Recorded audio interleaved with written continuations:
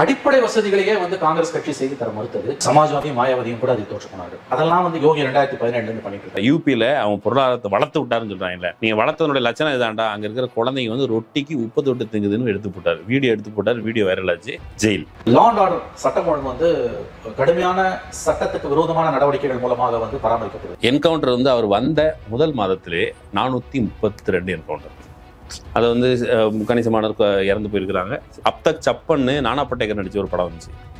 அது என்கவுண்டர் பத்தி தான். இவங்க அப்தக் 3000 அந்த படத்துக்கு ஏத்தாப்புல அப்படின்னா இதுவரை 3000 அவங்களே சொன்ன கணக்கு. யோகி ஆதித்யநாத்தினுடைய பதவி வரியும் மோடியின் பதவி வரியும் நீண்ட காலமா ஒரு சண்டையில் இருக்கு. யோகி ஆதித்யநாத்துக்கு 2007 பிஜேபி தான் சொல் பேச்சு கேட்க மாட்டேங்குன்னு சொல்லி பேரல 70 கேண்டிடேட்ஸை நிப்பாட்டிருக்காரு. 2009 வாக்குல பிஜேபி கேண்டிடேட்ஸ்க்கு எதிராக யோகி ஆதித்யநாத் பிரச்சாரம் பண்ணாரு. 200க்கும் மேற்பட்ட கூட்டங்களை நடத்தியிருக்கிறார் யோகி ஆதித்யநாத். மோடி அந்த பக்கம் வரவிடல. RSS பிஜேபி முகாமுக்குள் ஒரு கலகம் ஏற்பட்டிருக்கிறது என்பது உண்மைதான். யோகி ஆதித்யநாத் அப்படி RSS ட்ரெயின் நபர் கிடையாது. சரி, அவர் சாமியாரா அப்படின்னா சாமியாரும் கிடையாது. பிஜேபி கட்சியில ஏன் அதிகாரத்துக்கு வர்றாலும் அவங்க அப்படியே அமாவாசை கேரக்டர் அப்படியே ஃபிக்ஸ் பண்ணீங்கன்னா கரெக்டா 8 பொருத்தம் 7 பொருத்தம் 12 பொருத்தம் எல்லாமே பொருந்தும். இந்த கலவரங்களுக்கு பிறகு 2004 எலெக்ஷன்ல யோகி வாக்கு வித்தியாசம் எவ்வளவு முன்னேறி இருக்கும்? 1,42,309 இது வாக்கு வித்தியாசம். திருட்டு பூனை பால் குடிச்சு டேஸ்ட் கண்டுச்சு. இது கலவரத்துக்கு திரிகிறது. அரசாங்கம் தற்காலிகமா கைது பண்ணுது. நேர்மையான முறையில் எஃப்ஐஆர் போட்டு அவரை உள்ள தள்ளியிருந்தா அவர் சிஎம் ஆயிருக்க மாட்டார். அது ஏன்னு சொல்றேன்.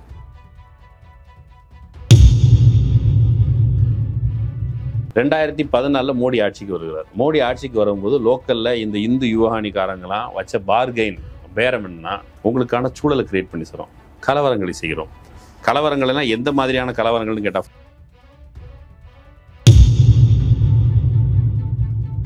வேலைவாய்ப்பு தேடி டெல்லியில் அலைந்து கொண்டிருந்த ஒரு சயின்ஸ் கிராஜுவேட் இளைஞன் மெல்ல மதவரியை தூண்டி ஒரு சாமியார் வேடம் போட்டு சிஎம் ஆன கதைனா இதுதான். ஒரு சினிமா கதை மாதிரி நீ அதை படிச்சு தெரிஞ்சுக்கும் போது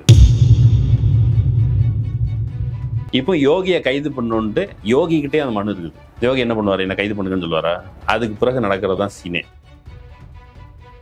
இப்போ நீ வெளியே விடுங்கன்னு சொன்னா மாட்டையும் தூக்கிட்டு போயிடுறது. அப்புறம் என்ன பண்ணுவாங்கன்னா 1.5 லட்ச ரூபா கொடுத்தா மாட்டை கொடுப்பாங்க. இவங்க உங்கள்கிட்ட 2 மாடு இருந்துச்சுன்னா 1 மாடை பிடிங்கிட்டு போயிடுவார் ராகுல் காந்திக்குனாங்க. இவங்க மாட்டை பிடிங்கிட்டு போய் இவ்வளோ வசூல் பண்ணியிருக்காங்க. எப்படி தெரிஞ்சது? பிணங்கள் மாதிரி கரைகளை பதிச்சு வச்சுட்டாங்க.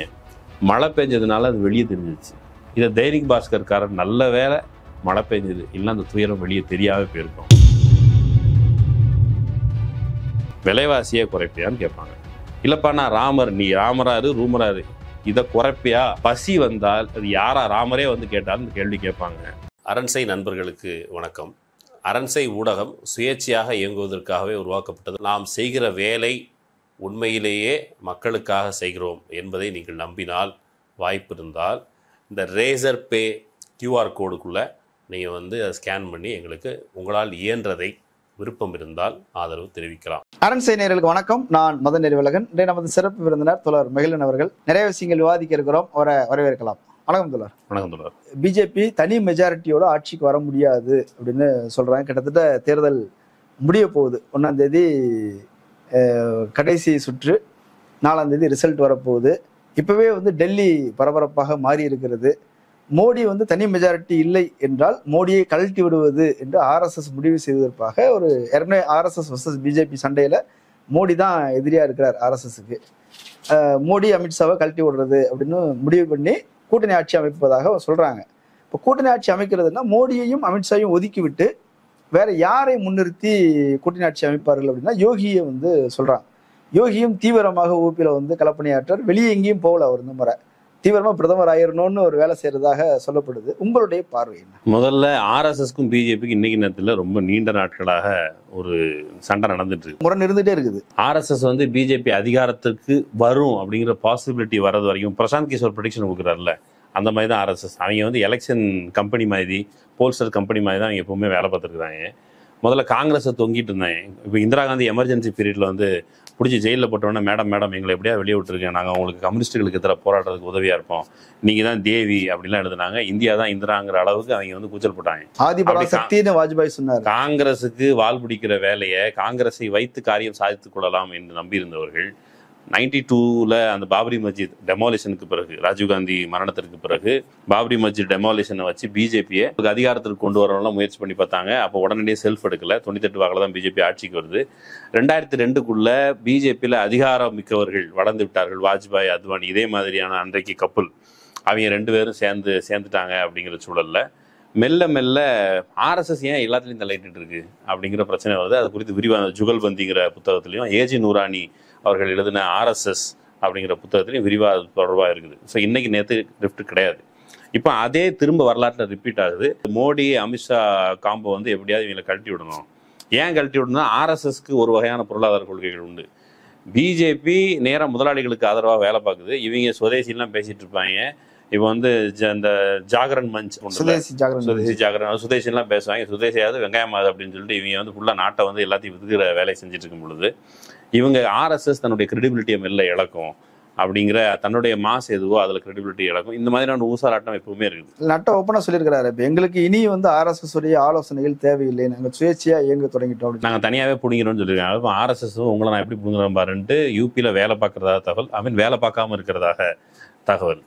இப்போ இந்த சூழல்ல கெஜ்ரிவால் ஒன்று கொளுத்தி போட்டார்ல, ஒருவேளை மோடி பிரதமர் ஆகல, ஒருவேளை பிஜேபி ஆட்சிக்கு வருவதற்கான வாய்ப்பு அமையுதுன்னு சொன்னா மோடியை கழட்டி விட்டுட்டு யோகி ஆதித்யநாத்தை கொண்டு வந்துருவாங்க அப்படின்னா, அந்த யோகி ஆதித்யநாத் அப்படிங்கிற கொண்டு வரணும். ஏன்னு சொன்னா யோகி ஆதித்யநாத் வந்து ஒரு சாமியார், அவர் வந்து பதவி வரி இல்லாதவர், அவர் வந்து இப்பவும் காவி உடை உடுத்தியவர் அப்படின்னு ஒரு எண்ணம் இருக்கு. குடும்பம் கிடையாது, குடும்பம் கிடையாதுன்னா எங்களுக்கெல்லாம் குடும்பம் இருக்குல்ல, நாங்கள் எங்க குடும்பம் தெருவிலையா விடுறது அப்படிங்கிற கேள்வி இருக்குல்ல. அப்போ யோகி ஆதித்யநாத்தினுடைய பதவி வரியும் மோடியின் பதவி வரியும் நீண்ட காலமா ஒரு சண்டையில். 2022ல் யோகி ஆதித்யநாத் எப்படியாவது கழட்டி விடணும்னு சொல்லி, ஏன்னா தன்னுடைய பிம்பமாக வளர்ந்து கொண்டு இருக்கிறார். கொஞ்ச நாளைக்கு முன்னாடி நிதின் கட்கரி பேரை வந்து இவர் தான் எழுத்து விட்டாரு சிஏஜி அறிக்கையில் அப்படின்னு சொல்லி ஒரு குற்றச்சாட்டு வந்துச்சு. நிதின் கட்கரி கிட்ட சைலண்ட் ஆயிட்டாரு. இப்போ தனக்கு கவுண்டர் பார்ட்டாக யாரெல்லாம் வளர்றாங்களோ அந்த பிம்பங்களை தகர்த்து வைப்பது அப்படிங்கிற 2022 முயற்சி பண்ணி ஆர்எஸ்எஸ் மூலமாக யோகி ஆதித்யநாத்தை பின்னாடி எழுதிட்டு வரதுக்கு முயற்சி பண்ணி, ஏன்னா யோகி ஆதித்யநாத் தனி கேரக்டர், அது பின்னாடி பேசுவோம்.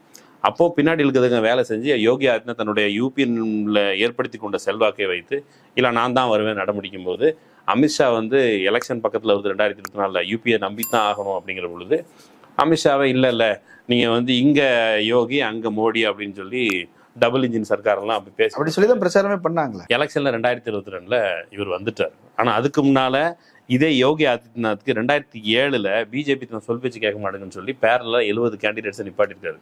2009 வாக்கில் பிஜேபி கேண்டிடேட்ஸ்க்கு எதிராக யோகி ஆதித்யநாத் பிரச்சாரம் பண்ணாரு அப்படின்னு ஒரு செய்தி உண்டு. இப்பவும் கூட 200க்கும் மேற்பட்ட கூட்டங்களை நடத்தியிருக்கிறார் யோகி ஆதித்யநாத். மோடி அந்த பக்கம் வரவிடலை.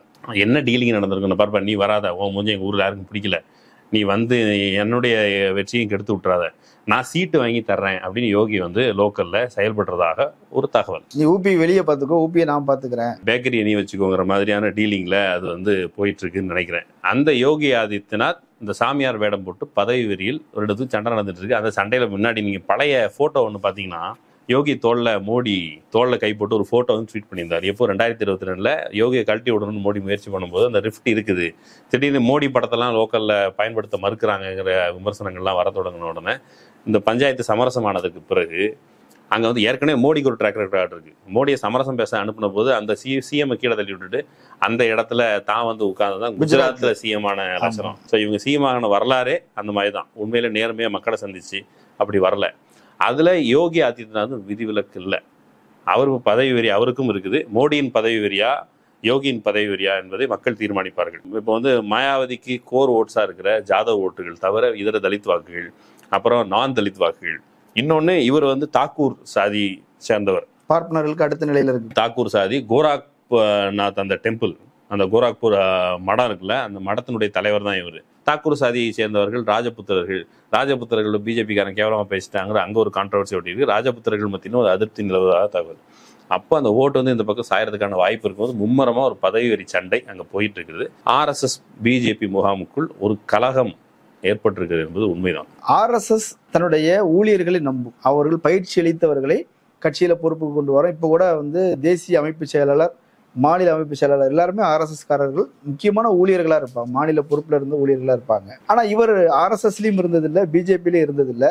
எந்த நம்பிக்கையில யோகியை முன்னிறுத்த ஒரு வேலை? நம்ம ஊர்ல ஒரு அண்ணாமலை கூட ஒருத்தருக்கு இப்படி திடீராரு கேசவநாயகம் அமைப்பு செயலாளர். ஆக்சுவலி அதை மாதிரி ரெப்ரஸன்டேட்டிவா கட்சிக்குள்ள வச்சு கட்சிக்குள்ள போய் நீங்க வந்து அந்த கட்சியினுடைய நடவடிக்கைகளை கண்காணிப்பது, RSS கண்ட்ரோல்ல வச்சுக்கும் போது இந்த அதிகாரத்துக்கு அந்த அதிகாரத்துக்கு சண்டை. அவங்க எப்போ சகிச்சுப்பாங்க, அதிகாரத்துக்கு வரல அப்படின்னா ஒரு பிரசாந்த் கிஷோர் மாதிரி ஒருத்தர் வந்து ஒரு வேலை செஞ்சு கொடுக்குறாருன்னா சரி, அந்த மாதிரி வேலை செஞ்சு கொடுக்குறாங்க, கேடர்ஸ் வச்சிருக்காங்க, கிரவுண்ட்ல வந்து பிரச்சாரம் பண்ணுவாங்கன்னா ஓகே. அதிகாரத்துக்கு வந்ததுக்கு அப்புறம் உனக்கு என்ன வேணும், இந்தா இந்த பிஸ்கட் வச்சுக்கோ, இந்தா சோறு வச்சுக்கோ, இந்தா உனக்கு என்ன வேணுமோ அதை வசதி செஞ்சு நீ வந்து புத்தனாப்பில் இருக்கணுங்கிற அதிகாரம் செய்யும் பொழுது நான் இவ்வளோ கேடர் பேஸ் வச்சிருக்கிறேன், உனக்கு என்ன வந்ததுங்கிற ஒரு கேள்வி RSS கேட்கும் தான். ஆனால் கமிங் டு யோகி ஆதித்யநாத் அப்படி RSS ட்ரெயின் நபர் கிடையாது. சரி, அவர் சாமியாரா அப்படின்னா சாமியாரும் கிடையாது. அவர் யாருன்னா ஒரு சயின்ஸ் கிராஜுவேட். அவர் பேர் வந்து யோகி ஆதித்யநாத் கிடையாது, அஜய் சிங் மோகன் பிஸ்ட், அதுதான் அவருடைய பெயர். அவர் வந்து மசேல்காவ் அப்படிங்கிற ஊரில் உத்தரகாசி மாவட்டத்தில் உத்தரகாண்டில் அப்போ இருந்ததில் 7 குழந்தைகள். இப்போ வந்து குழந்தைகளை நிறைய பெற்றுக்கிறாங்க முஸ்லீம்கள் அப்படின்னு சொன்னால, இவங்க அப்பா வந்து 7 குழந்தை பெற்றுருக்குறாரு. அப்பா அம்மா 2 சேர்ந்து 7 குழந்தை பெற்றுருக்காங்க. 5ஆவதாக தான் இவர் பிறந்தது. இவருக்கு அவங்க அம்மா அப்பா பேர் வந்து ஆனந்த் சிங் பிஸ்ட், அம்மா பேர் சாவித்திரி. அப்பா வந்து ஜூனியர் ஃபாரஸ்ட் அஃபிஷியலாக இருந்தவர். தொடர்ந்து ஃப்ரீக்வெண்ட்டாக டிரான்ஸ்ஃபர் ஆகும். பாட்டி வீட்டில் தாத்தா வீட்டில் தான் இந்த அஜய் சிங் மோகன் பிஸ்ட் என்கிற யோகி ஆதித்யநாத் வளர்ந்துருக்கிறார். அவர் வந்து 1989 தான் PG முடிச்சுட்டு அவர் ABP மெம்பராக கூட வந்திருக்கிறார். அந்த காலேஜ் யூனியன் ஆக்டிவிட்டீஸில் ஈடுபட்டு எப்படி 5ஆவதாக பிறந்தாரோ அங்கே போட்டிட்டு 6ஆவதாக வந்திருக்கிறாரு. பெரிய அளவில் ஜெயிக்கவும் இல்லை, ABPயில் மெம்பராக இருந்திருக்கு. அதை தாண்டி பெரிய பொலிட்டிக்கல் ஆக்டிவிட்டீஸ் கிடையாது. படித்து நம்ம வேலைக்கு போகணும்னு சொல்லி டெல்லியில் வேலை தேடி போயிருக்கிறார். டெல்லிக்கு போனவர் அங்கே வந்து அந்த சாமியார் ஒருத்தர், இந்த கோராக்பூர் மடத்தினுடைய பீடாதிபதியாக இருந்த அவைத்தியநாத், அந்த ஆள் ஹாஸ்பிட்டலில் டெல்லியில் அட்மிட் ஆகிருக்கிறார். இப்போ ஒரு சாமியார் திடீர்னால இந்த மருந்துலாம் வச்சு கொரோனாலாம் கண்டுபிடிச்சி தெரிஞ்சால அவங்ககிட்டலாம் போகலை, ஹாஸ்பிட்டல் அட்மிட் ஆகிறார். அந்த ஹாஸ்பிட்டலில் போய் ஒரு பார்க்க போயிருக்காரு. அட்டென்ட் பண்ண போயிட்டு அவர் வந்து உனக்கு நான் வேலை போட்டு கொடுக்குறேன்னு சொல்லியிருக்காரு. அதாவது நீ சிசினா வான்னு சொல்லிடுவார் போல இருக்கு. மடத்துக்கு அவ்வப்போது ஃப்ரீக்வெண்ட்டாக போய் அங்கே வந்து மடத்தில் ஒட்டி கொண்டார். இதுதான் அவர் தேடிய ஒரு சயின்ஸ் கிராஜுவேட் தேடி கண்டுபிடிச்ச வேலை. அதுதான் மடத்துல சாமியாருக்கு உதவியாளராக இருப்பது. வேலைக்கு சேர்ந்துருக்கிறார். அவர் வேலை தேடி தான் தெரிஞ்சிருக்காரு. அவங்க அம்மா பட்ட சொல்லிட்டு வேலை தேடி தெரிஞ்சிருக்காரு. கோராக்பூர், டெல்லி இப்படி திரிஞ்சிட்டு இருந்திருக்காரு. கோராக்பூரில் ஒரு மடத்தில் வேலை கிடச்சிருக்கு. என்ன வேலைன்னா அவைத்தியநாத்தினுடைய ஒரு என்ன சொல்கிறது, அவருடைய சபார்டினேட்டாக ஒரு சிஷ்யராக ஒரு வேலை கிடச்சிருக்கு. அந்த வேலை கிடைச்சதுக்கு பிறகு தான் தலைவன் வந்து மெல்ல மெல்ல வேலை பார்க்கலாம். நீங்கள் வந்து அமாவாசை அப்படியே எந்த பிஜேபி கட்சியில் எவன் அதிகாரத்துக்கு வர்றாலும் அவங்க அப்படியே அமாவாசை கேரக்டர் அப்படியே ஃபிக்ஸ் பண்ணிங்கன்னா கரெக்டாக 8 பொருத்தம், 7 பொருத்தம், 12 பொருத்தம் எல்லாமே பொருந்தோம். அந்த கோராக்நாத் பீடம் அப்படிங்கிறது பிரிட்டிஷ் ஆட்சிக்கு முன்னாடி அது வந்து என்ன சொல்கிறது, இஸ்லாமியர்களும் இந்துக்களும் சேர்ந்து இணைந்து ஒரு வழிபடுகிற அல்லது வந்து போகிற இடமாக இருந்திருக்கு. பொதுவாக அயோத்தியாவே அப்படிதான் இருந்திருக்குது. இஸ்லாமியர்களும் சேர்ந்து எல்லாருமே இணைஞ்சு வாழுகிற ஒரு பூமியாகத்தான் இருந்திருக்கு. இன்னும் சொல்லப்போனால் பாபரி மஸ்ஜித் இடிப்பு சமயத்தில் கூட ஆனந்த் பட்வர்தன் எழுதுகிற அந்த ராம் கே நாம் அப்படிங்கிற டாக்குமெண்ட்ரியில் போனால் அங்கே இருக்கிற மக்கள் என்னப்பா இது, எதுக்கு கோயில் அடிக்கணும், எதுக்கு அது சாமி கும்பிட்டா நீங்கள் தனியாக போய் கும்பிட வேண்டியதான்னு சொன்னார். இன்னும் சொல்லப்போனால் ராம ஜென்ம பூமி அந்த சிலையை வச்சதுக்கு பிறகு அதுக்கு பிறகு முதலாக அரசாங்கம் சார்பாக நியமிக்கப்பட்ட அந்த சாமியார் பிரிஸ்ட் அவருமே ராமர் எந்த இடத்துல இருக்காது கோயில் தானே, எதுக்கு மசூதி அடிக்கணும் தான் கடைசியாக கேட்டார். அவரை கொண்டுட்டு தான் அதுக்கு பிறகு மசூதி அடித்தாங்க. அவர் செத்து போனார், அதுக்கப்புறம் மசூதி அடித்தாங்க. அப்படிதான் இந்த மடத்தினுடைய தன்மையை மாற்றி இருக்கிறார்கள். பிரிட்டிஷ்காரனுக்கு எப்பவுமே ஏவல் வரை பார்த்து கொண்டிருந்த சங்கிகள் இந்த கோராக்பூர் மடத்திலையும் கூட இதுக்கு முன்னால ஒரு சாமியார் இருந்திருக்காரு. அந்த சாமியார் பேர் திக் விஜய்நாத். அந்த ஆளு தான் அந்த மதவெறியை தூண்டி விட்டது. அந்த ஆளுக்கு ஒரு ட்ராக் ரெக்கார்டு இருக்குன்னா 1948 27 ஜனவரி காந்தி மர்டருக்காக கான்ஸ்பிரசி பண்ணாருன்னு சொல்லி காந்தி கொலைக்கு பிறகு கைது செய்யப்பட்ட நபர் அந்த அவைத்தியநாத். அந்த ஆளு தான் ராம ஜென்ம பூமிக்கு பிளாட் பண்றாரு. அவர் வந்து என்ன பண்றாருன்னா சாவர்கர் லிட்ரேச்சரை கோட் பண்ணி ஒரு இடத்துல மீட்டிங்ல பேசும்போது அவர் என்ன சொல்றாரு, சாவர்கர் வந்து சொல்லியிருக்கிறாரு, சாவர்கர் வந்து நம்ம இந்தியா விடுதலைக்கு போராடிட்டு வந்திருக்கு, விடுதலை போராடி பெற்றவங்க நம்ம இந்த நாட்டை பாதுகாக்கணும், அந்த லட்சணம்லாம் இல்லை இவங்களுக்கு. சாவர்கர் சொல்லிட்டாரு நாம வந்து 3 இடத்த மீட்கிறோம் அப்படின்னு பிளாட் போட்ட நபர்ல இவர் ஒருத்தர். ஒன்று அயோத்தியா, இன்னொன்று வாரணாசி, இன்னொன்று மதுரா. கிருஷ்ண ஜென்மபூமி, ராம ஜென்மபூமி, காசி விஸ்வநாதர் டெம்பிள். இதை வந்து எப்படியாவது நம்ம வாங்கணும்னு சொல்லி அப்பயே திட்டம் போட்டு அதை பிளாட் பண்ணுறதுக்கான முயற்சிலாம் செஞ்சுக்கிட்டு இருந்த நபர். இந்து முஸ்லீம் யூனிட்டி எப்படியாவது கெடுக்கலாம் அப்படின்னு முயற்சி செஞ்சு கொண்டிருந்த நபர். அந்த நபர் வந்து ஜூன் 1950 ஸ்டேட்ஸ்மேனில் வந்திருக்குது. யார், இந்த யோகி போய் நீங்கள் போய் ஒரு இடத்துல வேலைக்கு போகும்போது இது நல்ல கம்பெனியா, இந்த கம்பெனியில் நமக்கு சேர்ந்தா நமக்கு அடுத்தால என்னென்ன முன்னேற்றம் இருக்கும் அப்படின்னு இது ஒரு அதிகார வரி பிடித்த RSSக்கு அடியால் வேலை பார்த்த இந்த கூட்டத்தில் போய் யோகி ஆதித்யநாத் சேர்ந்திருக்காருன்னா அவர் படிப்பு என்ன சொல்லிக் கொடுக்குறாரு. அப்போயே அதில் ABVPயில் இருந்திருக்காருன்னு சொன்னேன். அதன் டீச்சிங்கில் இவர் போய் அந்த மடத்தில் சேர்ந்திருக்காரு. ABVPயில் சேரல, அதுக்கப்புறம் RSSக்கு போகலை. நேராக போய் மடத்தில் சேர்ந்திருக்காரு. அந்த ஆள் என்ன சொல்லியிருக்காரு ஸ்டேட்ஸ்மேனில், அந்த அவேத்யநாத், நாங்கள் ஆட்சிக்கு வந்தால் எங்களுக்கு அதிகாரம் கிடைத்தா நாங்கள் இஸ்லாமியர்களின் வாக்குரிமை 10 ஆண்டுகள் பறிப்போம். அந்த மசூதிக்குள்ள ரகசியமாக கொண்டு ராமர் சிலையை வச்சுட்டு அதுக்கப்புறம் ராமர் வந்து கனவுல வந்தார் என்று சொன்னார். அப்புறம் வந்து அவர் திடீர்னு வந்து அப்படி எழுந்தறிந்து விட்டார்னு சொன்னாங்கல்ல, அப்படி போய் சிலையை உள்ள வச்சுட்டு இந்த கூட்டம் தான் அந்த பீடத்துல தான் போய் இவர் சேர்ந்துருக்கிறாரு. இவர்கள் எல்லாமே சைவ மடம். இவங்க எப்படி வந்து ராமனை முன்னிறுத்தி வேலை செய்யறாங்க? அது வந்து அரசியல், பதவி வெறி, காசு.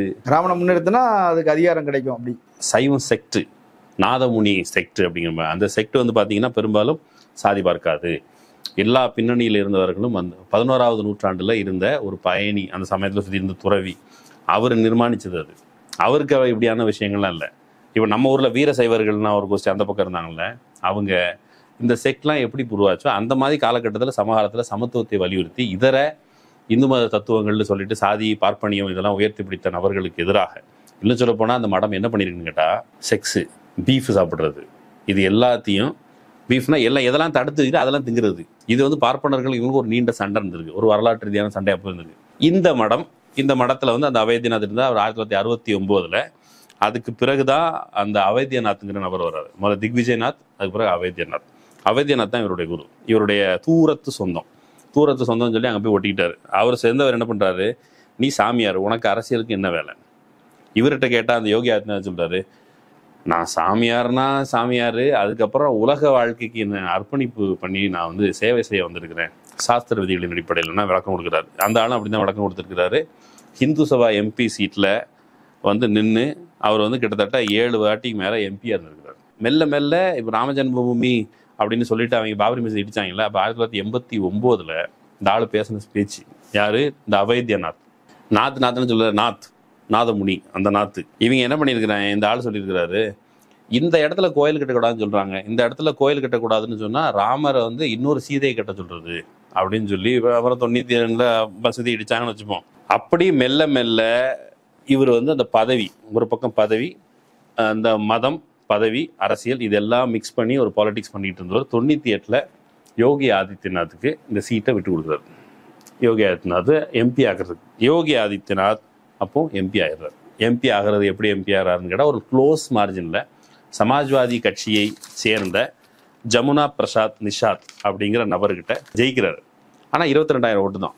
ஆனால் எம்பி ஆகிட்டார். இப்போது வேலை தேடி வந்தவருக்கு சிஷ்யராக ஒரு பதவி கிடைத்து, அதுக்கு பிறகு ஆக்சுவலி 2014 தான் இவர் வந்து தலைமை பீடத்துக்கு வர்றார். அதுக்கு முன்னால் எம்பி பதவி கிடைச்சிச்சு. ஒரு சயின்ஸ் கிராஜுவேட்டுக்கு எம்பி பதவிங்கிறது பெரிய விஷயம் தானே. ஆனால் இவன் ஒரு ஆஃபீஸுக்கு போகிறோம், வேலைக்கு போனதுக்கு பிறகு ஃபஸ்ட்டு வேலையே இல்லாத இருக்கும்போது வேலை கேட்டு போனது இன்க்ரிமெண்ட் கேட்போம், பதவி உயர்வு கேட்போம். இது வந்து மனித இயல்பு. இவர் மனித இயல்பிலிருந்து இப்போ எம்பி சீட்டுக்கு வந்ததுக்கு அதுக்கு பிறகு ஆடின ஆட்டம் தான் ரொம்ப ரொம்ப முக்கியமானது. நாடாளுமன்றத்துக்கு போயிட்டார், அங்கேயே இருந்திருக்கலாம். ஏன் சிஎம் ஆகணுங்கிற எண்ணம் வருது? எப்படி பிஜேபியை டேக் ஓவர் பண்ணார் அவர்? பிஜேபி வந்து ஃபார் எக்ஸாம்பிள் எம்ஜிஆர் வந்து ஆர்எஸ்எஸ் கிடையாது, ஜெயலலிதா ஆர்எஸ்எஸ் கிடையாது. ஆனால் ஜெயலலிதாவை நீங்கள் அப்படியே பொருத்தி பாருங்கள். ஜெயலலிதா வந்து அதிமுகவில் சம்மந்தம் இல்லாத தன்னை வந்து திமுகவில் திராவிடம் சரியில்லை, நாங்கள் தான் திராவிடத்தை நட்டு வைக்க போகிறோம் அப்படின்னு, ஒரிஜினல் திமுக நாங்கள் தான் அப்படிதான் ஏடிஎம்கே சொன்னாங்க அப்படின்னு சொல்லி அப்புறம் திராவிடத்தை எப்படி நட்டு வச்சாங்கன்னு தெரியும் நமக்கு. 10 வருஷத்துக்கு மேலே எம்ஜிஆர் ஆட்சியில் தமிழ்நாடு கண்ட துயர். இப்போ வழக்கமாக வரலாறு பற்றிலாம் பேசணும். இந்தியா டுடேல 1987 எம்ஜிஆர் செத்தது போது தமிழ்நாட்டினுடைய எக்கனாமி எவ்வளோ கெடுத்தார், இங்கே இருக்கிற போராட்ட இயக்கங்களை எப்படி அழித்தார், இங்கே இருக்கிற மாணவர் போராட்ட சக்திகள் அவங்களெல்லாம் எப்படி ஒழிச்சார், இது எல்லாமே பரவலாக எழுதப்பட்டிருக்குது. அல்லது பரவலாக எழுதப்படலை, தேடி படிக்கணும். அதே மாதிரி தான் அவர் வந்து இந்த கட்சிக்குள்ளே போகிறதுக்கு அவர் திட்டம் போட்டு செஞ்சாரா அப்படின்னு போதுமான எழுதப்படலை. ஏன்னா அவர் வந்து ஞானி அப்படின்னு லெவலில் எழுதுறாங்க. ஆனால் 2-3 இது வந்திருக்குது. அதில் பயோகிராஃபியில் கேரவேனில் ஒரு விரிவான ஆர்டிக்கல் வந்திருக்குது. இவர் என்ன பண்ணுறாரு, சிஎம் ஆகிறதுக்கு அடுத்தடுத்து என்ன பண்ணோம், இப்போ இந்த அமைதிப்படையில் பதவி ஏற்பது. ஆனால் நம்ம அமைச்சர் எனக்கு வேணாம் கேனப்ப இவனுடைய பதவியே இன்றைக்கா நாளைக்குன்னு சொல்லுவார்ல, அதே மாதிரி தான் டீல் பண்ணியிருக்காரு. ஃபஸ்ட்டு நிஷாதுங்கிற ஜாதியை பற்றி நம்ம ஏற்கனவே அரண்சையில் பேசியிருக்கோம். நிஷாதுங்கிறது படகோட்டுகிற சாதி. அவங்க யாரும் நிஷாதுங்கிற ஒரு கிங் இருந்தார். அந்த கிங் என்ன பண்ணாருன்னு கேட்டால், அந்த கிங் வந்து ராமர் இந்த பக்கமாக ஆற்றுல போனபோது இவர் தான் படகுல கொண்டு போய் விட்டாருன்னு சொல்லுவாங்க. ராமர் கோயில் கட்டி முடிச்சதுக்கு பிறகு 2 இடத்துக்கு முக்கியமாக போனார் நரேந்திர மோடி. எங்கே போனாருன்னு சொன்னால், அங்கே வால்மீகி பேரில் ஏர்போர்ட்டை தொடங்கி வச்சுட்டு நிஷாத் சாதியை சேர்ந்தவங்களை வந்து வீட்டில் போய் சந்தித்தார். அவங்க வந்து பின்தங்கிய ஒரு சாதி. அந்த சாதிக்கிட்ட தோற்று போனாலும் அவர் வந்து முக்கியமாக கவனிக்கிறது யோகி ஆதித்யநாத், அவர்கிட்ட ஜெயிக்கிறாரு. ஆனால் க்ளோஸ் மார்ஜின் 26,000 ஓட்டில் தான் அவர் வந்து ஜெயிக்கிறார். இது வந்து அவருக்கு மண்டைய குடையுது. பிஎஸ்பியை சேர்ந்த பிரகலாத் யாதவ்ங்கிறது 85,000 வாக்கும், ஐஎன்சி இந்தியன் நேஷனல் காங்கிரஸை சேர்ந்த ஹரிசங்கர் பஹாதூர் அப்படிங்கிற நபர் வந்து 22,000 வாக்குகள் வாங்கிறாரு. லைட்டானா கரணம் தப்புனா மரணங்கிற மாதிரி நம்ம தோற்று போயிருப்போமே, இது எப்படியாவது கரெக்ட் பண்ணுமே அப்படின்னு சொல்லி அவர் செய்கிறாரு. வழக்கமாக என்ன பண்ணுவாங்க, இவன் ஒருவேளை இந்த முறை நமக்கு ஜெயிச்சிட்டோம், மக்கள் பணி செய்வோம், மக்கள் பணி செய்வதன் வழியாக நம்ம வாக்கு வித்தியாசத்தை அதிகரிக்கலாம், நம்ம மக்கள் செல்வாக்கோட வரும். அப்படி இல்லை, பஞ்சருக்கியா அப்படிங்கிற ஒரு இடம், அந்த இடத்துல ஒரு இடுகாடு இருக்குது, இஸ்லாமியர்களுடைய இடுகாடு. அங்கே போய் என்ன பண்ணியிருப்பாரு, ஒருவேளை காம்பவுண்ட் சவரை கட்டி கொடுக்குறது நீங்கள் முன்னாடியே கணிச்சிட்டீங்க. ஆனால் காம்பவுண்ட் சவர் கிட்ட அப்படிலாம் எதுவும் போயிட்டு அங்கே வந்து ஒரு கான்ஸ்பிரசியை கிரியேட் பண்ணியிருக்காங்க.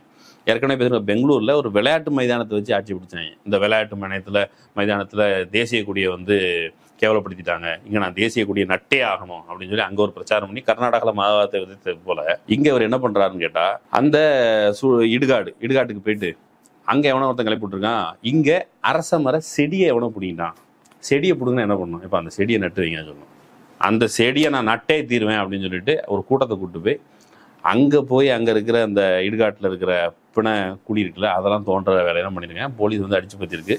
கூடவே வந்து சமாஜ்வாதி கட்சியை சேர்ந்த தலாத் அசீஸ் அப்படிங்கிற நபர் தன்னுடைய தொண்டர்களோடு வந்து இவங்களை வந்து அடிச்சு பற்றிருக்காரு.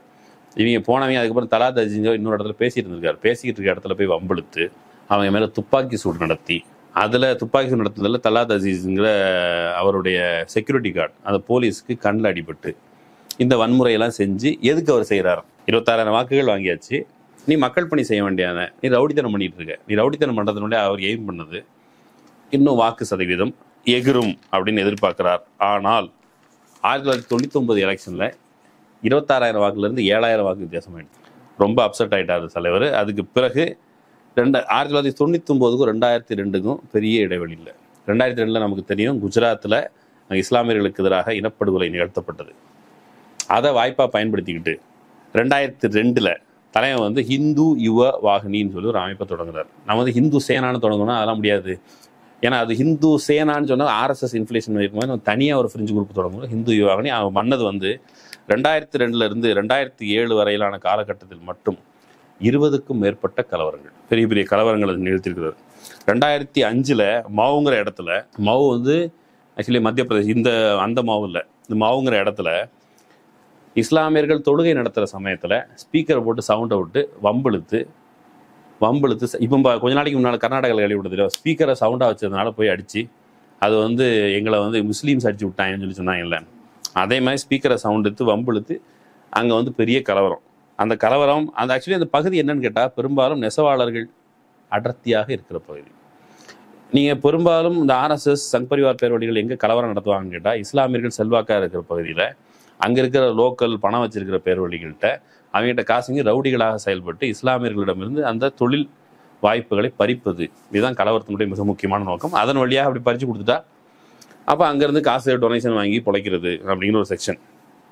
இதுக்கு பிறகு இந்த கலவரங்களுக்கு பிறகு 2004 எலெக்ஷனில் யோகி வாக்கு வித்தியாசம் எவ்வளோ முன்னேறி இருக்கும், 10,000-20,000 அதிகமாக இருந்திருக்கும். 1,42,209 இது வாக்கு வித்தியாசம். இந்த பக்கம் பிஜேபி தோக்குது, ஆனால் யோகி டெவலப் ஆயிருக்கிறார். திருட்டு பூனை பால் குடிச்சு டேஸ்ட் கண்டுச்சு, இப்போ பால் கலையும். இது கலவர பூனை, இது கலவரத்துக்கு திரிகிறது. திரும்ப 2007 பாருங்க, திரும்ப மக்கள் பணி இல்லை, 2007 திரும்பியும் அவர் வந்து அரசு செய்யப்படுறார். எதுக்கு அரசு செய்யப்படுறாரு தெரியுமா, ஒரு இடத்துல மிகப்பெரிய கலவரத்தை திரும்ப தூண்டுறது மாதிரி பேசி ட்ரெயின் போகிகள் எரிக்கப்படுது, ஒரு இமாம் கொலை செய்யப்படுகிறார், மசூதி அது சேதப்படுத்தப்படுகிறது, டிஸ்ட்ரிக்ட் மாஜிஸ்ட்ரேட் ஆஃபீஸ் சேதப்படுத்தப்படுகிறது. இதை ஒருத்தர், அவர் பேர் வந்து பர்வேஸ் அப்படிங்கிற நபர், அவர் வந்து வீடியோ எடுத்து சிடியை வந்து போலீஸ் ஸ்டேஷனில் கொடுத்துட்டாரு. போலீஸையும் அவர் கைது செஞ்சிச்சு. ஆனால் நேர்த்தியான புகார் அடிப்படையில் பண்ணலை. 2007 எதனால் பண்ணுறாங்கன்னா, அசம்பிளி எலெக்ஷன் பக்கத்தில் நெருங்கி வருது, இவர் பெரிய கலவரத்தை ஏற்படுத்தி விட்டுருவார் அப்படிங்கிறதுனால அகிலேஷ் கவர்மெண்ட் வந்து தற்காலிகமாக அவரை கைது பண்ணுது. அவ்வளோதான். சமாஜ்வாதி அரசாங்கம் வந்து தற்காலிகமாக கைது பண்ணுது. நேர்மையான முறையில் எஃப்ஐஆர் போட்டு அவரை உள்ள தள்ளியிருந்தா அவர் சிஎம் ஆயிருக்க மாட்டார். அது ஏன்னு சொல்கிறேன். இப்படி மெல்ல மெல்ல கலவரத்தை தூண்டி தூண்டி தூண்டி தான் 2017 அவர் சிஎம் ஆகிறார். அவர் சிஎம் ஆகிறதுக்கு முன்னாடி என்னன்னு கேட்டால், அதில் ஆக்சுவலி சுவாரஸ்யமான விஷயம் என்னென்னா, அவர் 2017 அங்கே லோக்கலில் இந்த எலெக்ஷன்லாம் நடந்துட்டு இருக்கும்போது இவர் லோக்கலில் எம்பியாக இருக்கிறார்.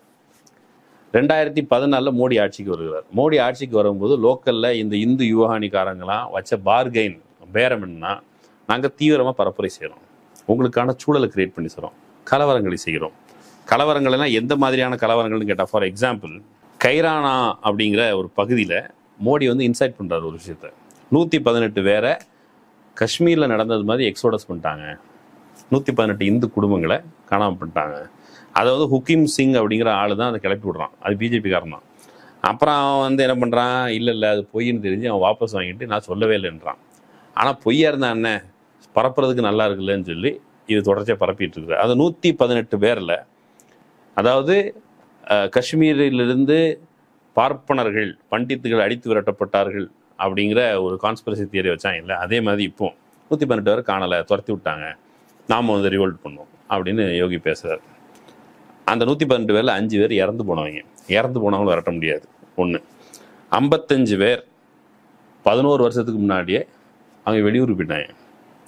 அப்புறம் வந்து 46 பேர் வந்து அவங்க 2011 வாக்கிலே வெளியே போயிட்டாங்க பிழைப்பு தேடி. இப்போது அங்கே இருக்கிற பொருளாதார சூழல் என்ன, இந்துக்கள் இந்தியா முழுக்க மைக்ரேட் ஆனாங்க. உத்தரப்பிரதேசில் இருக்கவங்க ஏன் மைக்ரேட் ஆகியிருப்பாங்க, வேலை தேடி, நல்ல வாய்ப்புகளை தேடி, ஒரு இன்னும் சுகாதாரமான இடத்துக்கு போவோம், இப்படி தான் மைக்ரேட் ஆகிருப்போம். அதை வச்சுக்கிட்டு நீங்கள் பாருங்களேன், ஒரு இடத்துல சும்மா மைக்ரேட் ஆகிருக்காங்க. அவங்க காலிலன்னு ஒரு லிஸ்ட் எடுத்து இவங்களை வந்து துரத்தி விட்டாங்க இஸ்லாமியர்கள்னு சொல்லி ஒரு கலவரத்தை ஏற்படுத்த அப்படி தான் ஃபெசிலிட்டேட் பண்ணி 2014 மோடிகிட்ட கொண்டு வந்தோம். நினைப்பாரு, உங்களை மேலே கொண்டு வந்துட்டேன், ஏன்னா நீ கொஞ்சம் ரெக்கமெண்ட் பண்ணு சிஎம் போஸ்ட்டுக்கு அப்படின்னு சொல்லி ரெக்கமெண்டேஷன் பண்ணுறா. அப்படி ரெக்கமெண்டேஷன் பண்ணி 2017 ஒருத்தர் தான் சிஎம் ஆக வேண்டியது. அவர் பேரெல்லாம் மனோஜ் சின்ஹா அப்படிங்கிற நபர். அவர் இன்னும் நிறைய பெயர்கள் இருந்தது. அந்த ஆட்கள் எல்லாம் பிஜேபிக்காரங்க. இப்போ அண்ணாமலை எப்படி பிஜேபியே கிடையாது, நேரடியாக ஆர்எஸ்எஸ் ட்ரெயின்டு கிடையாது, அந்த ஆளை கொண்டு வந்து ஏர் ட்ராப் பண்ணாங்கல்ல, அதே மாதிரி ஏர் ட்ராப் செய்யப்பட்டவர் தான் இந்த இவர் வந்து திடீரென்று எம்பி பதவியை ராஜினாமா பண்ணுவான்னு சொல்லி டெல்லியிலேருந்து ஃப்ளைட்டு பிடிச்சி கொண்டு வர சொல்லி இவரை திடீர்னு தலையில் கிரீடம் வச்சு நீங்கள் தாங்க சிஎம் அப்படின்னு சொல்லிட்டாங்க. எதனால் இவ்வளோ, நீங்கள் எதுக்கு மக்கள் சேவை பண்ணதுக்கா இவ்வளோ நீங்கள் மதவரியை பரப்பியிருக்கீங்க, நம்மளுக்கு சாதகமாக 2014 நமக்கு சீட்டையும் கொடுத்துருக்கீங்க, அதனால் அவங்களுக்கு பதவின்னு சொல்லி சிஎம் பதவி கொடுத்துட்டாங்க. இப்படி தான் அவர் சிஎம் ஆன ட்ராக் ரெக்கார்ட். வேலைவாய்ப்பு தேடி டெல்லியில் அலைந்து கொண்டிருந்த ஒரு சயின்ஸ் கிராஜுவேட் இளைஞன் மெல்ல மதவரியை தூண்டி ஒரு சாமியார் வேடம் போட்டு சிஎம் ஆன கதைனா இதுதான். ஒரு சினிமா கதை மாதிரி நீங்கள் அதை படித்து தெரிஞ்சுக்கும் போது எனக்கு என்ன ஆச்சரியம் அப்படின்னதுல, அவர் வந்து ஒரு தனிநபர், இந்து யுவவாகினி ஒரு அமைப்பு வச்சிருக்கிறார்.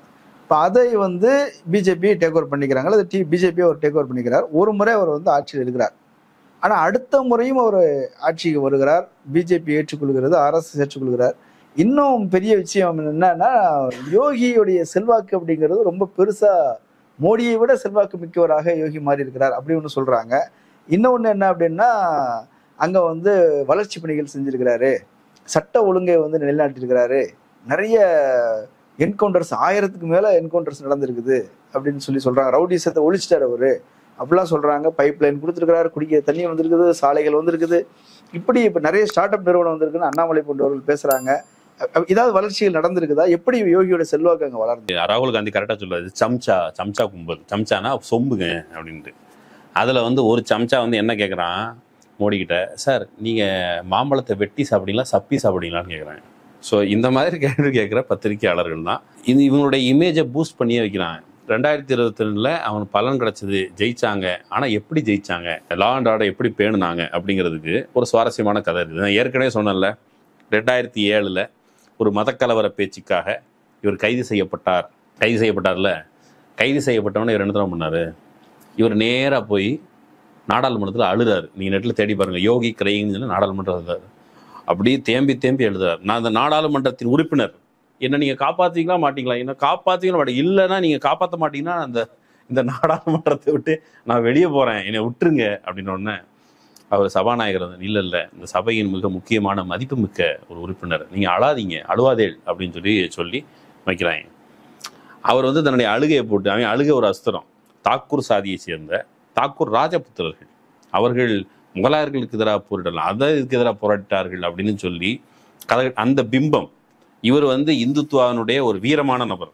அவர் இஸ்லாமியர்கள் அப்படி கண்ணில் விரலை விட்டு ஆட்டுவார் இப்படிலாம் சொன்ன நபர். அங்கே அழுத உடனே அவங்க என்னடா அழுதுகிட்டு இருக்கேன்னு கேட்காம, ஐயோ நம்ம புள்ள அழுது அப்படின்னு சொல்லி இன்னும் ஓட்ட போட்டு தான் மெல்ல மெல்ல அவர் 2009 நல்ல ஜெயிக்கிறாரு. அப்படி மெல்ல மெல்ல அவருடைய இமேஜ் பில்ட் ஆகும். அந்த 2007 கேஸ் இருக்குல்ல, அதை அந்த இது முடிஞ்சதுக்கு ஒரு மாயாவதி முதலமைச்சர் ஆகுறாங்க. மாயாவதி அம்மையார் என்ன பண்ணியிருப்பாங்க, இவ்வளோ வேகமாக மதவாதத்தை பரப்பியிருக்கிறான்னு சொல்லி அவனுக்கு உள்ள போட்டிருக்கணும். அந்த மாதிரி அதை குறித்து கண்டுக்கவே இல்லை. மாயாவதிக்கு கடிதம் எழுதுறாங்க இவ்வளோத்துக்கும், கண்டுக்கவே இல்லை. இந்த ஆள் வந்து 2007 2017 வரைக்கும் 10 வருஷம் போராடி ஹியூமன் ரைட்ஸ் ஆக்டிவிஸ்ட், ஒரு வழக்கறிஞர் போராடிக்கிட்டே இருக்கிறாரு. அவர் ஒரு சிடி கொடுத்தாருன்னு சொன்னால, அந்த சிடியவே டேம்பர்ட் சிடி அப்படின்னு சொல்லி ஏமாத்திட்டேன். அது சிடி உண்மை இல்லை, பொய் அப்படின்னு சொல்லிட்டான். எப்போன்னு சொல்லிட்டாங்க தெரியுமா?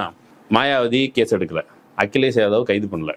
இவங்க 2 பேரும் இவங்களுக்கு மத அரசியல் இவங்களோட கை வச்சா நமக்கு எதாவது ஆயிருமோன்னு சொல்லி கை வைக்காம இருந்தனுடைய விளைவு 2017 யோகி ஆட்சிக்கு வருகிறார்.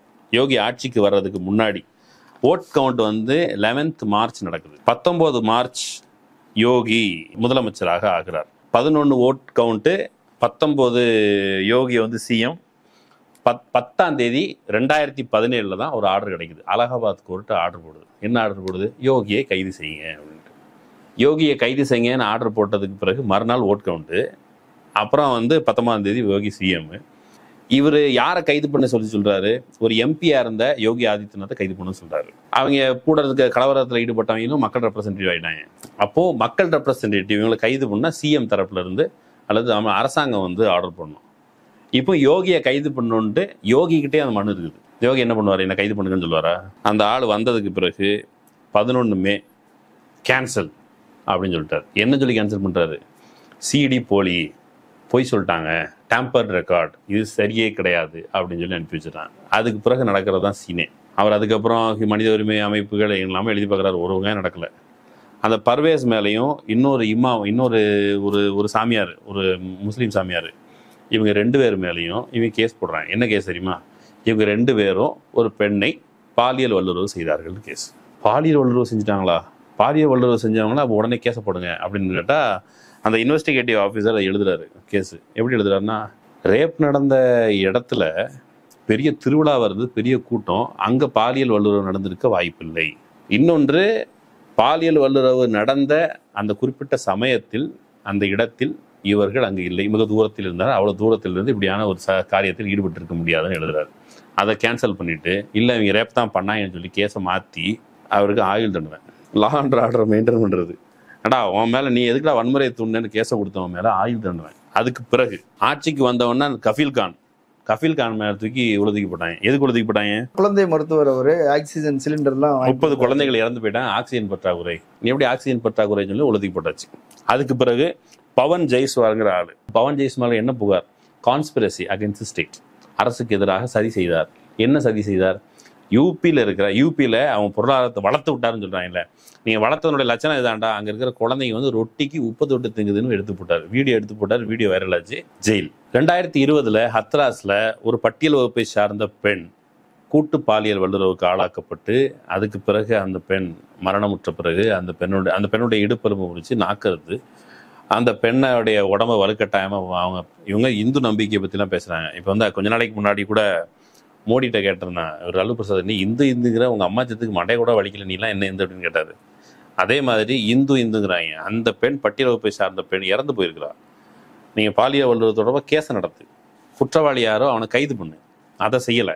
இன்னும் போனா என்ன நடந்துச்சுன்னா, இவர் பீமார்மி ராவன் இருக்கார்ல, அவங்க பெற்றோர்களை பார்க்க போன அன்னைக்கு சவர்ண பரிஷத், அது பிஜேபிக்கு அஃபிலியேட்டடான சப்போர்ட். சவர்ண உயர் சாதிக்கான ஒரு அமைப்பு, அது பிஜேபி சப்போர்ட் அமைப்பு. அவன் வந்து அந்த பொண்ணுடைய வீட்டுக்கு ஏத்தாப்புல நின்றுக்கிட்டு, ஒரு வாசல் ஒரு தெரு முனையில் நின்றுக்கிட்டு, யாரா அவன், வாடா நீ வெளியே வாடா உனக்கு காமிக்கிறேன்னு சொல்றான். நானும் பார்த்தேன், அந்த வீடியோ பார்த்தேன். சேர் போட்டு உட்காந்து தலைவர் உட்கார்ந்துருக்கிறார், தண்ணி குடிச்சுக்கிட்டே, பெரிய கூட்டம். அப்ப இவ்வளவு கொழுப்போட தான் இவங்க. ஆனா அந்த பெண்ணுடைய உடம்ப வலுக்கட்டாயமா வாங்கி, பெற்றோர் அனுமதி இல்லாம, பெற்றோர் பங்கேற்பு இல்லாம வலுக்கட்டாயமா காவல்துறை அடிச்சது. இதுதான் அவங்க லா அண்ட் ஆர்டரை காத்த லட்சணம்.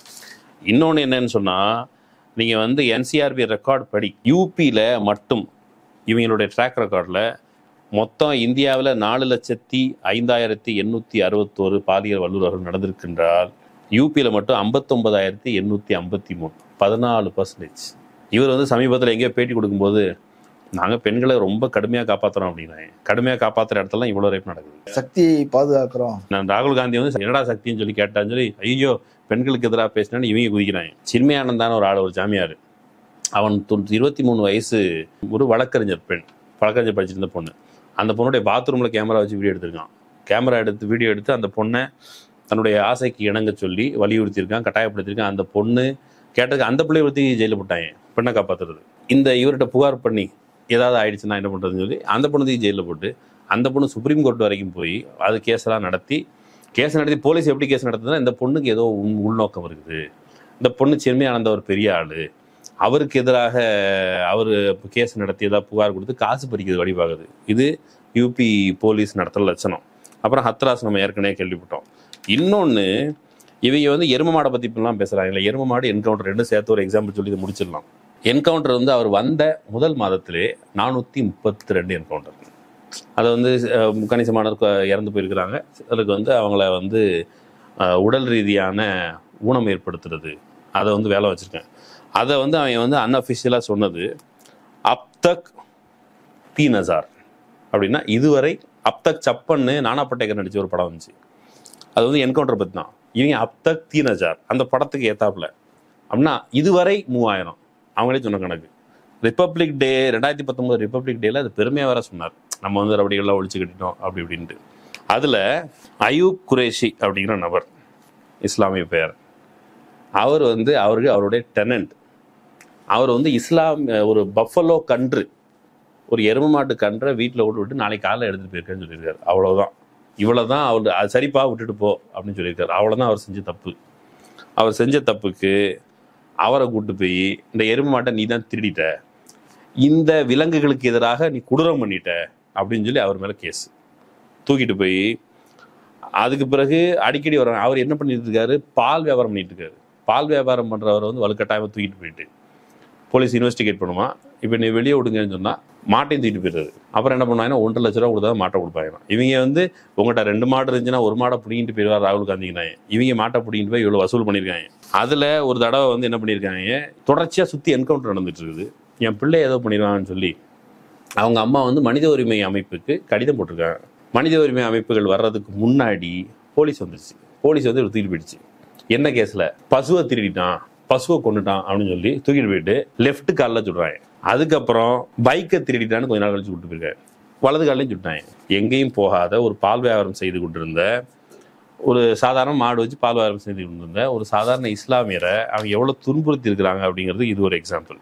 அப்புறம் சிஏஏ ப்ரொட்டஸ்ட் நடந்துச்சுல்ல, சிஏஏ ப்ரொட்டஸ்ட் இந்தியா முழுக்க நடந்தது. அங்கேயும் ஷாகின் பாக் மாதிரி நடத்தலாம் முயற்சி பண்ணாங்க. பெண்கள் முதல்ல ஆண்கள் எல்லாரும் சேர்ந்து கூட்டணும் போது அவங்களுக்கு எதிராக மிக கடுமையான அடக்குமுறை.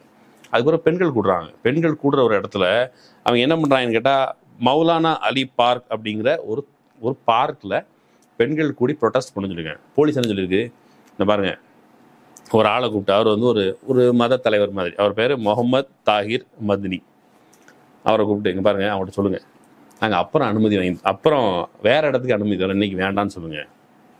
இவர் போய் அந்த பெண்கள்கிட்ட பேசியிருக்காரு. பெண்கள்கிட்ட பேசணும்னா அவங்க சொல்லுங்க, பாருங்கள் எழுத்தில் எழுதி கொடுக்க சொல்லுங்கள், நாங்கள் கலைஞ்சு போகிறோம். அவரும் சொல்லுங்க, அவங்க வந்து உறுதியாக இருக்கிறாங்க, நீங்கள் எழுத்தில் எழுதி கொடுத்தீங்கன்னா அவங்க வந்து கலைஞ்சு போவாங்களாம், எழுத்தில் எழுதி கொடுக்க முடியாது, நீ திரும்ப போய் பேசு. அந்த பெண்கள் உறுதியாக நின்றுருக்கிறார். ஒன்று சிஏஏ, நீங்கள் சிட்டிசன்ஷிப் அமெண்ட்மெண்ட் ஆக்ட்னு சொல்லி கொண்டு வந்து குடியுரிமை பறிக்கிறதுக்கான ஒரு வேலையை செய்யும் பொழுது அந்த மக்கள் எதிர்த்து போராடுவது அவருடைய தனிப்பட்ட உரிமை, கடமை, எல்லாருடைய ஜனநாயக கடமை.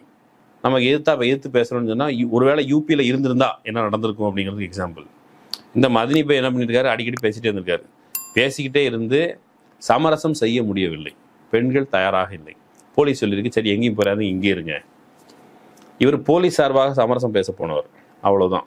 அவர் மேலே கேஸ் போட்டாங்க. அவர் மேலே என்ன கேஸ், சாதா கேஸ் கூட இல்லை, செடிஷன் கேஸ், தேச துரோக வழக்கு. இந்த அளவுக்கு தான் இவங்க வந்து நாட்டை காப்பாற்றுகிற. இங்கே வேற ஒன்றும் இல்லைங்க. கோவிட் சமயத்தில் நம்ம பார்த்தோம், கோவிட் சமயத்தில் கொரோனால ஒன்றுமே நடக்கலை, எங்கள் ஊர் சேஃபாக இருக்குது அப்படின்னு சொல்லி பாராட்டு புத்திர வாசித்தார். ஆனால் அந்த சமயத்தில் பஞ்சாயத்து தேர்தல் நடந்துட்டு இருக்கு, கோவிட் வந்துடுச்சு, கொரோனா வந்துடுச்சு. பஞ்சாயத்து தேர்தலுக்கு எல்லா ஆசிரியர்கள், அரசு ஊழியர்கள்லாம் அனுப்பி வைக்கிறாரு. அரசு ஊழியர்கள் தங்களுக்கு கொரோனா வந்துடுச்சு, நிறைய பேர் இறந்து போயிட்டாங்க. இறந்து போனவங்களும் அதெல்லாம் எதனா ஏற்று கேள்விக்கிட்டு அவங்களுக்கு எதிராக நடவடிக்கைங்கனால ஒரு பயம், பீதி. அதில் கொஞ்சம் வலு எடுத்துக்கிட்டு நீங்கள் இதுக்கு மேலே ஏதாவது பண்ணிங்கன்னா நாங்கள் போராட்டம் பண்ணுவோன்னு ஆசிரியர்களும் அரசு ஊழியர்களும் சொன்னதுக்கு பிறகு தான் அவங்களை ஈடுபடுத்துறத கொஞ்சம் குறைச்சாங்க பின்னாடி. அதுக்கு பிறகு வாபஸ் வாங்கினா. இன்னொன்று, அங்கே யூபியில் என்ன நடந்தது, ஒரு மழை மே மாதம் மழை பெய்யுது கங்கை கரையில், கங்கை புனித நதி, அது கங்கை கரையில பிணங்கள் மிதந்தன. எப்படி தெரிஞ்சது பிணங்கள் மிதந்தனு? கரைக்குள்ள புதைச்சி வச்சுட்டாங்க. மழை பெஞ்சதுனால அது வெளியே தெரிஞ்சிச்சு. இதை தைனிக் பாஸ்கர்காரர் நல்ல வேலை மழை பெஞ்சது, இல்லைன்னா அந்த துயரம் வெளியே தெரியாம போயிருக்கும். இவ்வளவு துயரமான மாடல் தான் இவங்க வந்து குஜராத் மாடல் கிடையாதுல, யூபி மாடல்னு சொல்றாங்க. குஜராத் மாடல் எவ்வளவு துயரமானதோ அதே போல யூபி மாடல் எவ்வளவு துயரமானதுன்னு வெளியிலிருந்து படித்து கற்றுக்கொண்டு இது குறித்து விவரம் அறிந்து நாம் பேசுவது ஒரு பக்கம் இருக்க, உத்தரப்பிரதேசின் மக்கள் தங்கள் அனுபவத்தின் வாயிலாக ராமருக்கு கோயில் கட்டிட்டா நான் வந்து கும்பிடுறதுக்கு வயிற்றுல அவ்வளோ பசி, நான் வயிற்ற இப்படி வந்து பிடிச்சிக்கிட்டு வயிறு வலிக்க எனக்கு பசி இருக்குது, இப்படி இது எப்படா ராமான்னு கும்பிடுறது? ராமனே வந்து நான் ராமராஜ்யத்தை வழங்குகிறேன்னு சொன்னா இன்றைய சூழல்ல உண்மையிலேயே சுயமரியாதை இருக்கிற மக்கள், பசியில் வாடுகிற மக்கள் பெட்ரோல் விலையை குறைப்பியான்னு கேட்பாங்க, விலைவாசியை குறைப்பியான்னு கேட்பாங்க. இல்லப்பா நான் நீ ராமராரு ரூமராரு இதை குறைப்பியா? ராமராஜ்யத்திலும் பசி வந்தால் அது யாரா ராமரே வந்து கேட்டாலும் இந்த கேள்வி கேட்பாங்க. ராமரின் அவதாரம் என்ன பரமாத்மா அனுப்பி வச்சிருக்கிறாங்க, எங்க அம்மா அப்பாவுக்கே நான் பிறக்கல, நான் வந்து பரமாத்மா அனுப்பின புள்ள அப்படின்னு சொல்ற மோடிக்கிட்டே மக்கள் கேட்பாங்க. யூபி மக்களும் கேட்பாங்க நம்புறோம். ஜூன் 4 நமக்கு தெரிஞ்சு போயிடும். இப்போதைக்கு அங்கிருந்து வருகிற தகவல்கள் கண்டிப்பாக பாஜகவுக்கு இலக்கை அடைவது அவர்களுக்கு சிரமமாக இருக்கும் என்று தான் சொல்கிறது. நிறைய தகவல்கள் சொல்லியிருக்கிறோம், மக்களுக்கு பயனுள்ளதாக இருக்கும்னு நினைக்கிறேன். நன்றி.